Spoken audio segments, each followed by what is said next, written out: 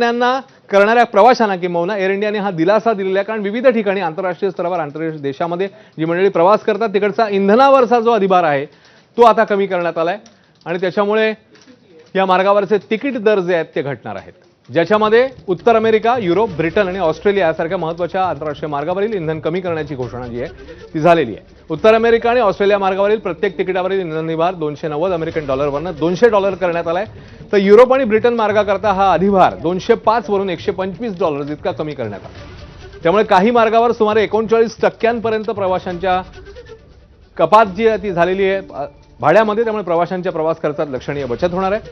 कंपनीने हा इंधन अधिभार यंदाच्या 7 एप्रिलला लागू केला होता, त्यावेळी पश्चिम आशियातल्या संघर्षामुळे कच्च्या तेलाच्या आणि विमान इंधनाच्या किमतीत मोठी वाढ झाली होती। त्याचबरोबर मध्य पूर्वेतल्या काही हवाई मार्गावरील निर्बंधांमुळे विमान कंपन्यांचा खर्च वाढलेला, त्यामुळे तिकीट दर वाढलेले पाहायला मिळाले।